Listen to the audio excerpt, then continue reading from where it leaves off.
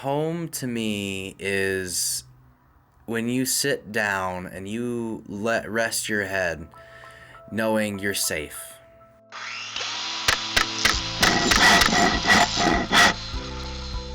This is a story about resilience, opportunity, and the power of community. At its heart is an 18-year-old named David, a young man who has faced more challenges in his short life than many of us will in a lifetime. Over the next several weeks, we'll follow David's journey as he learns, grows, and builds a tiny house that will provide him not just with a roof over his head, but a launch pad for his life. And this is where his story begins. We are so excited to share it with you. Can you introduce yourself and tell us a little bit about your life right now? My name's David Quigley. I've recently been moving around a little bit, found myself in Nucla, and we were moving around house to house and, moved in, grew up a little bit, decided it was my time. I moved out and got introduced around and ended up coming here to Montrose to work with you guys. This story is about building a home, but it's also a story about building a future. For David, it's about overcoming the odds and proving that no matter where you come from, you can create something extraordinary. And for all of us, it's a reminder of the power of coming together to lift someone up. David grew up in a difficult situation. His parents lived in different states, and neither could provide the stability that every child deserves. His mom, living in Las Vegas, struggled with finances and addiction. Meanwhile, his father, out of state, was largely unable to step in and provide the care David needed. It was an unhealthy and chaotic environment for any young child. What's it been like growing up for you? How's that been? It's been quick. I grew up fast. I didn't have the you want it? Here you go. Grow up. I had the work for it. You earn it. That's how it works, though. I grew up the way I'm glad I did, actually. Shouldn't even say the way I wish I did. Yeah. When David was 10 years old, Child Protective Services stepped in and placed him with his father here in Colorado. Life started to improve for him, but even then, the road to success was far from easy. David was resilient, but finding his path wasn't simple. How are your parents? They're good. I'm still in contact with my dad, and I haven't heard from my mom in a while, but I hear from her here and there. Like, how did you end up here? So, I moved to Colorado when I was 10. Before then, I spent my first 10 years in Las Vegas, Nevada. Downtown Las Vegas, Nevada, to be fun.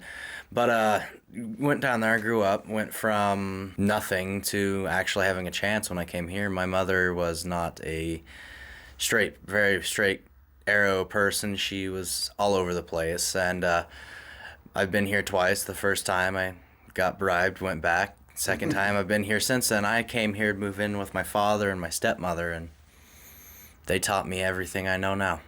Even though David has been living here in Colorado since the age of 10 with his father, things have been difficult for the entire family, and housing insecurity has haunted David most of his life.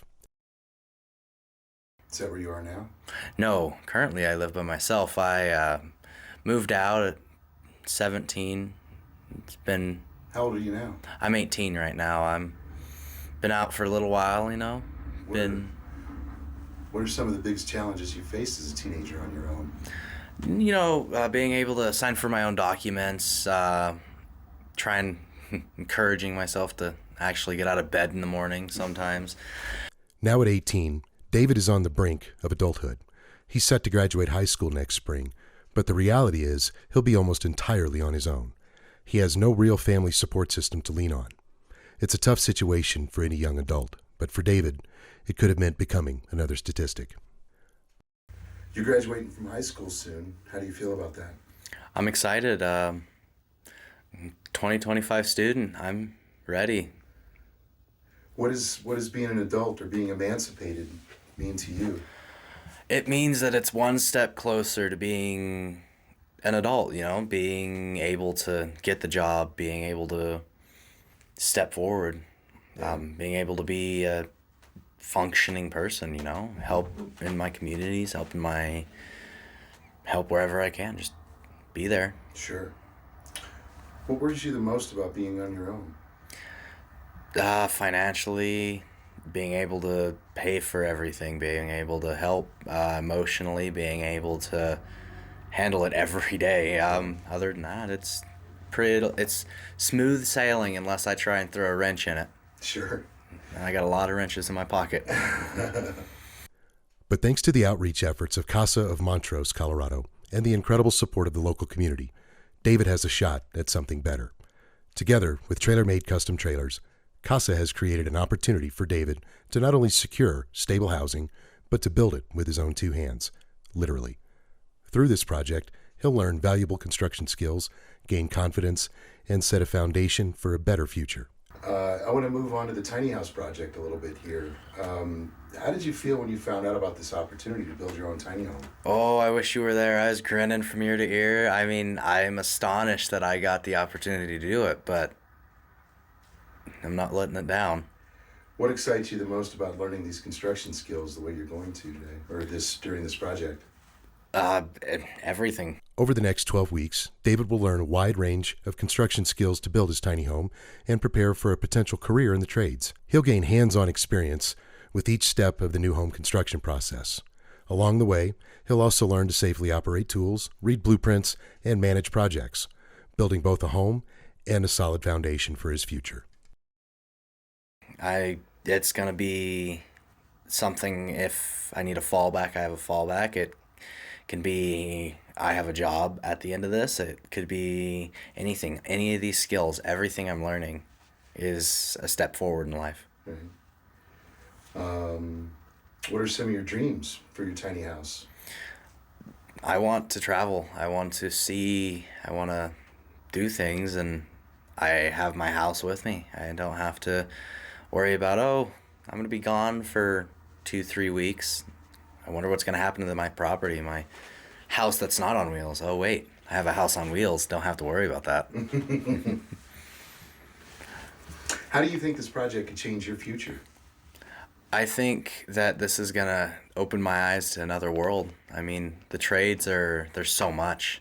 And I know it's a dying thing that can't be dead. So. You said a dying thing that can't be dead. Are you talking about the trades, the construction trades? Yes, I am. What's that mean to you? It's a lot. America, the world, we all run on construction. If one day everything disappeared like that, we'd Nobody fail. build anything. No, nobody know how to. You're not wrong.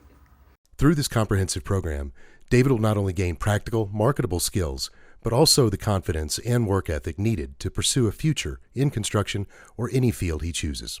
Each skill is learned as a building block, not just for his tiny home, but for his life. How does it feel knowing that the community has come together to support you in this? Amazing.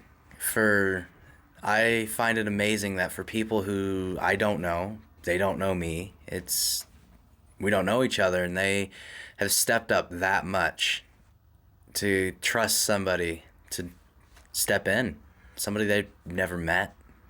This isn't a small opportunity, is it? No. For you? For me, this is everything. This incredible project wouldn't be possible without the generosity and support of our amazing donors and sponsors. Organizations like Casa of Montrose have been instrumental in connecting David with this opportunity, and key contributions from the Drywall Supply Yard, Ferguson Plumbing and Mechanical Supply, Consolidated Electrical Distributors, Delta Metals and Building Supply have provided the materials to make this build a reality. The Technical College of the Rockies has stepped in to offer expertise and mentorship. And of course, the tiny house experts at Trailer-Made Custom Trailers are leading the charge, making this not just a house, but a foundation for David's future. This is it. That's cool. Is there anything you'd like to say to those people that are helping you in this project? I don't know whether to say thank you. I don't know whether to say... Whatever you like. Whatever you feel. Whatever comes to mind.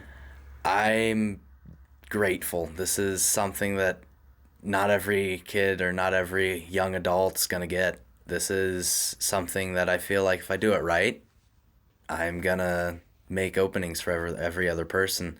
And with these people helping me and these people giving me the opportunity, I have it. And it makes me happy to know that I have the right people by my side to help me do it. That's cool. What are your goals after you graduate from high school? What's your plans after that? I'm trying to try and be as successful as I possibly can. I mean, What do you do next? You built your tiny house. You graduated from high school. You told me earlier that you were a bull rider. yeah, I So am. you rodeo.